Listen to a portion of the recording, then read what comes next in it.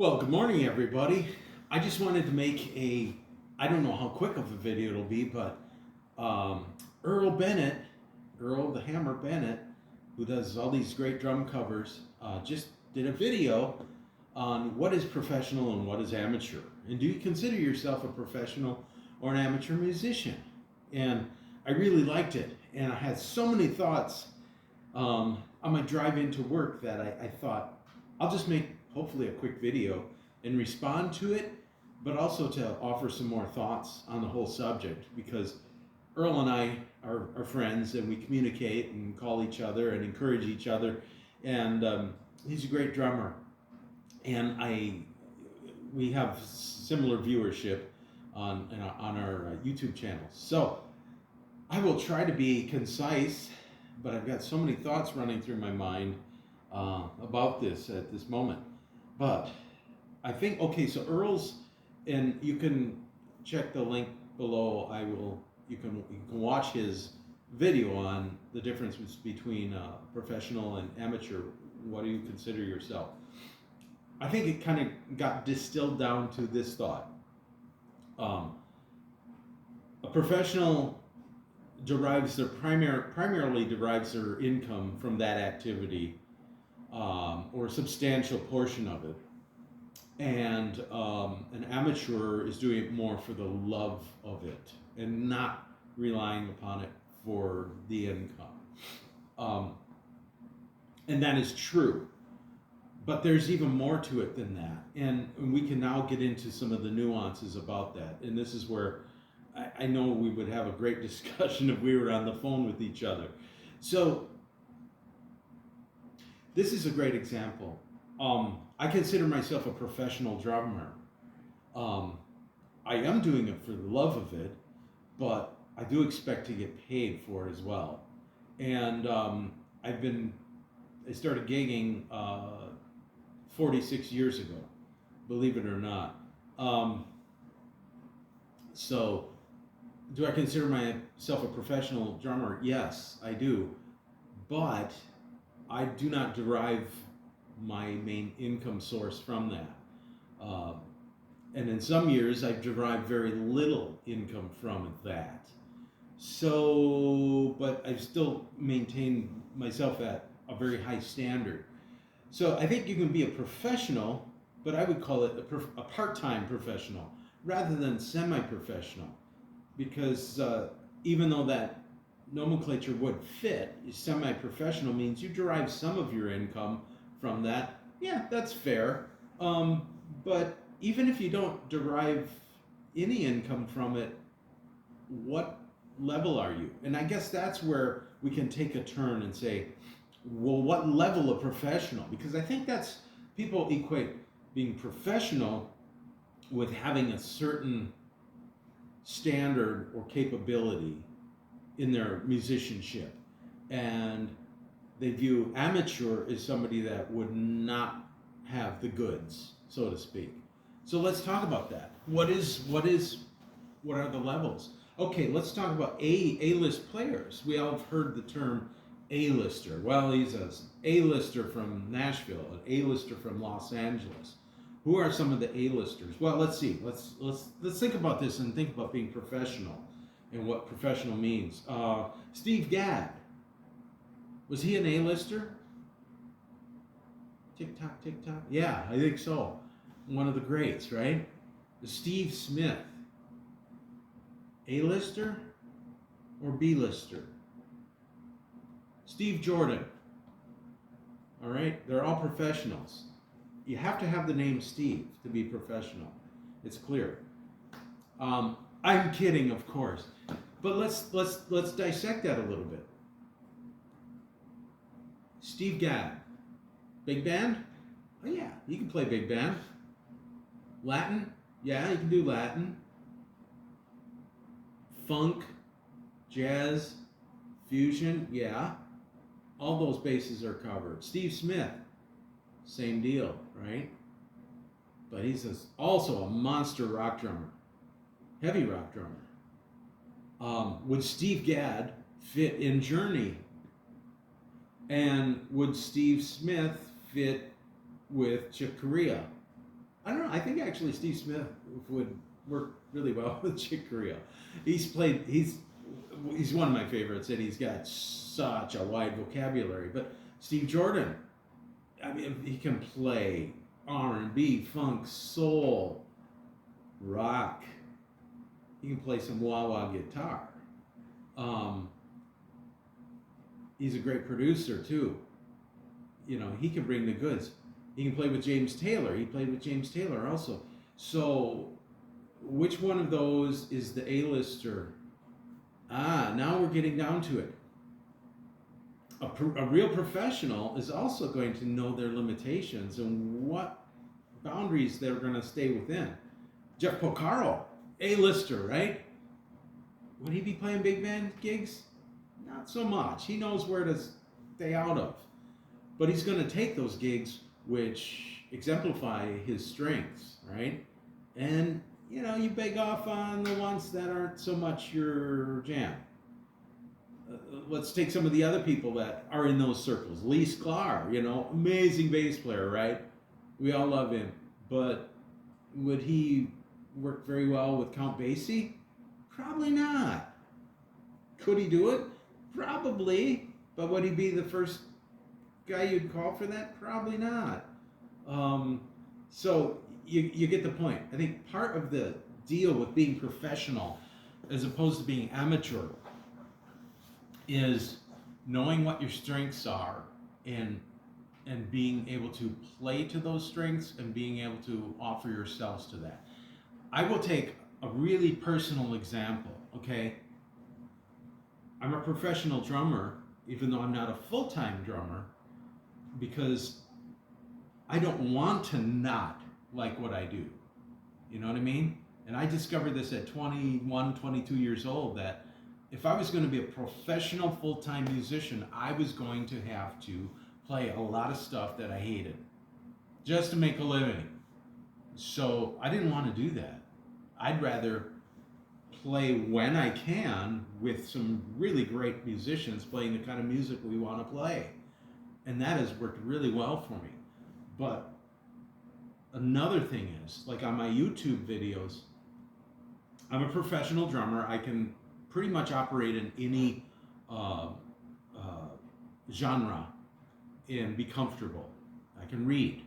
I can go into and play a show, or I can go and do a rock gig, or I can do a country thing, or I can play soft brushes, or I can swing big band. You know, any of those areas I'm very comfortable with, and I'm comfortable reading. But I also do bass, right? So on some of my videos, you know, you see me doing bass and drums. I am not a professional bass player. I would not be comfortable going into a gig and strapping on the jazz bass and firing up the amp and saying, okay, what are we going to play? I would not be able to read those real book jazz charts. I can do some walking bass. I can read chord symbols, read chord changes. I know the fingerboard pretty well. I haven't mastered it. I got my first bass in 1980, 45 years ago, right? I never dedicated myself to learning the instrument to the level that I've spent on drums. So I got that bass a year after I started playing gigs on drums. And I'd been playing drums prior to that. So I know my limitations. Now I can sound very good on my covers, but you don't see the behind the scenes part. There's a lot that goes into it. I might go through that bass part 50 times and record it and listen. And I'm like, you keep screwing that up. You got to go to that B flat at this time or whatever. And I'll really work that. And it takes me a long time to really learn that part.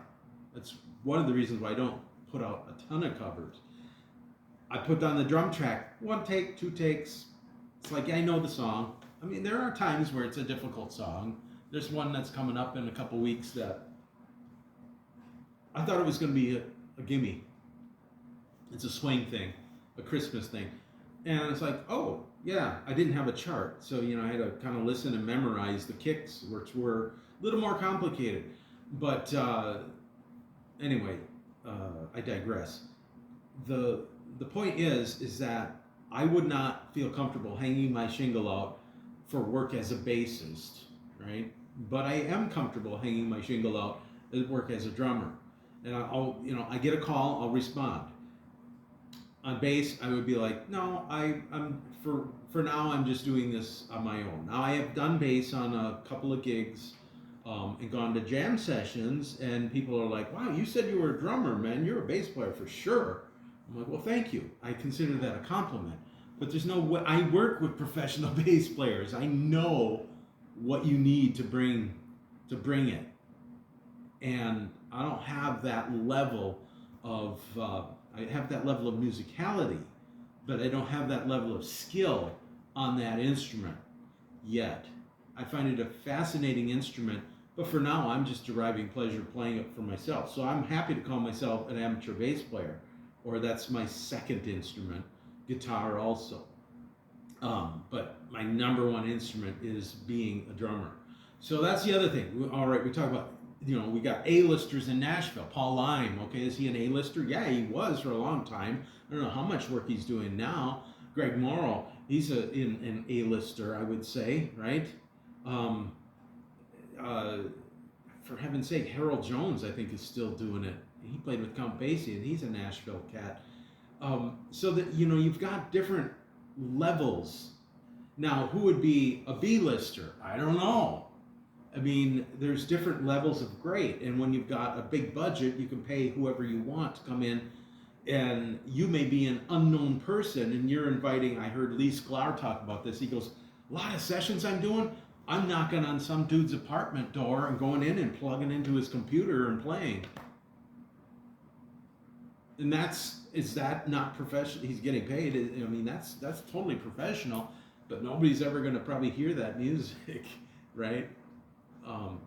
So what is A-list, or what's the level of professionality? Is that a word? Well, let's talk about that. What's the difference between a professional and an amateur? An amateur is doing it mostly for the love of it, just on the side, having fun with it, enjoying the instrument.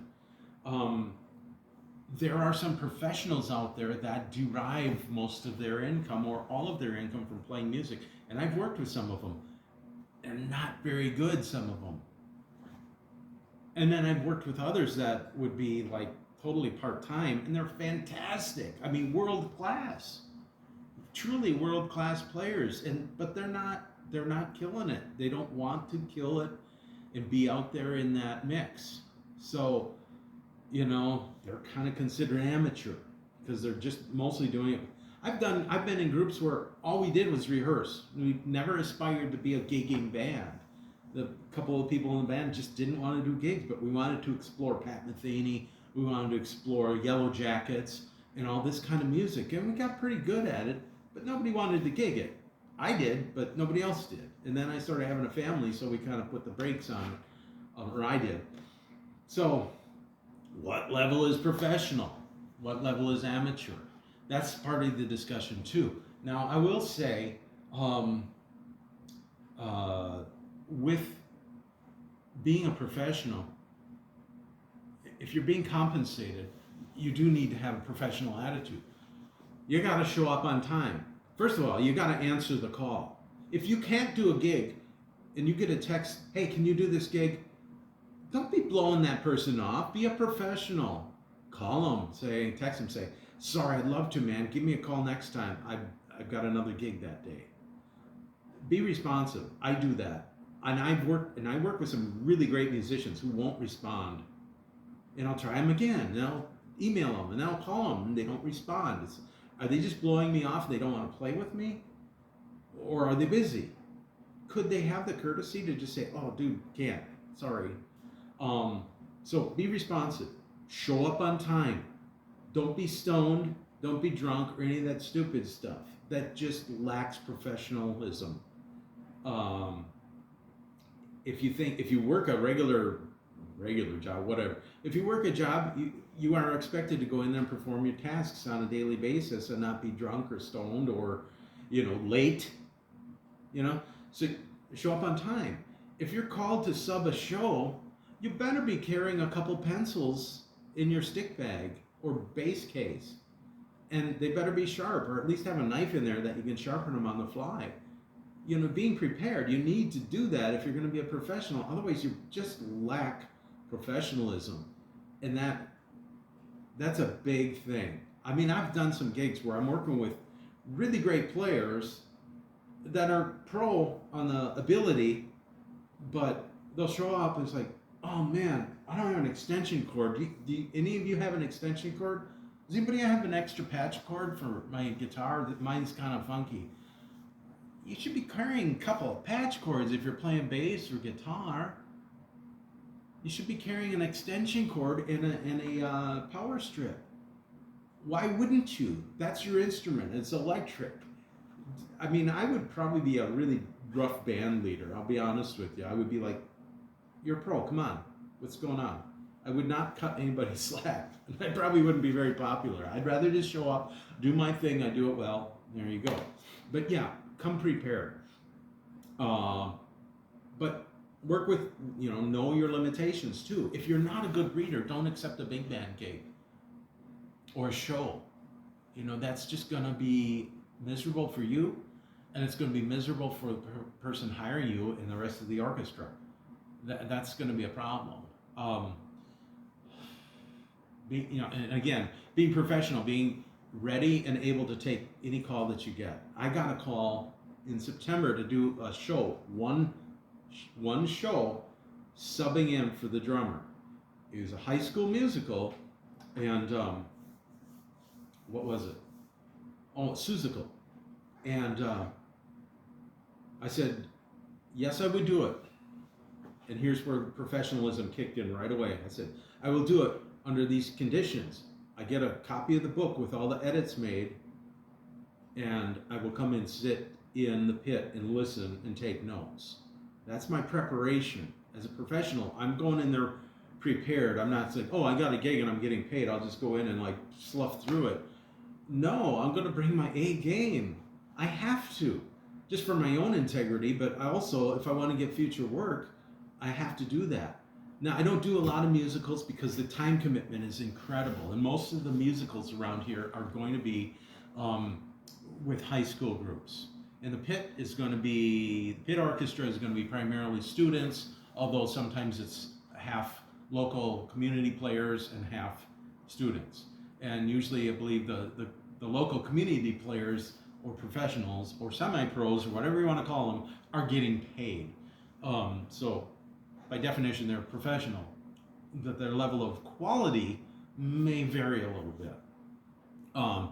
So in my preparation for that one gig, and we never even discussed money, I assumed I was going to get compensated, but we didn't talk about it. I figured I'll deal with that later. That's the other thing, though. You really should learn that up front, what you're going to get. So I didn't receive a copy of the book. I reached out. I said, hey, am I going to be able to get a copy of that? And I finally did, like a week before. And I'm like, because I need this. And I went to YouTube and I brought up the musical of like other high school groups, and I pulled my book up and I'm looking at the different edits that were made and I'm playing along with it. And the music followed it, but there was some stuff that's crossed out and we're going to skip this, or the group that's on YouTube played through this. So I had to jumble it around a little bit, but for the most part, it worked. And I ran through that 3 times, and that's an hour and 45 minutes of music. It's a non-stop show. I mean, there is an intermission, but it's like one song to the next, to the VS, page turns, right? And you gotta know this. I mean, I don't want to go into a gig like that cold. Are you kidding me? The transitions are killer.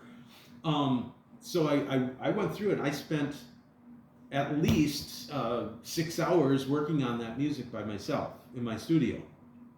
And prior to doing that, I did go and observe the show. After I got the book, I went to a Sunday afternoon matinee, and then I was going to sub the next Sunday. So it went Friday, Saturday, Sunday, and then the next weekend, Friday, Saturday, Sunday. And so I had the Sunday afternoon show the second weekend. So I went to the Sunday afternoon, and this drummer Nick, I've worked with him. He's a senior in high school, and I've worked with him and taught him and did clinic work with their band in the jazz band. So I knew his drumming a bit. He did a great job. And I was like, okay, no, and I'm like following everything. I'm watching the director and I'm listening and I'm trying to imprint on my brain so that when I went to practice the music, I'm like, oh yeah, they did this differently. That was a challenge. It's just a personal challenge for me that I wanted to do. So when I then took that home and I practiced it and ran through that music by myself, and then I came back that Sunday. I got there 2 hours early. I brought my cymbals, my pedal, my snare drum. And I arranged the percussion toys where I needed them and looked over things. And the director said, hey, let's talk through the book. Sure. So I grabbed my pencil, that's always there, and we just went through each song. He goes, this one, yeah, that's pretty straightforward. This one, I mean, it was like bam, bam, bam, bam, bam. And I made a couple more scribbles, and I said, yeah, I think we're good. I think we're good, Matt. And played the show. And it went off really well. Yeah, I made some mistakes, but I covered them well, right? And that's the other mark of a professional. How do you fix your mistakes? Or do they sound like mistakes? You know, so there's tricks. And that's more of a discussion about the quality and the level of the player, whether they're amateur or getting paid. At the end of the gig, I just said, hey, thanks, I really appreciate it. Let me know about the jazz festival coming up. And he said, yeah, we'll find out who's coming from New York, and I'll let you know, because they got the Lincoln Center people coming in. And that's a whole nother level of professional that I'm not. I mean, I could swing the Lincoln Center band, totally, but,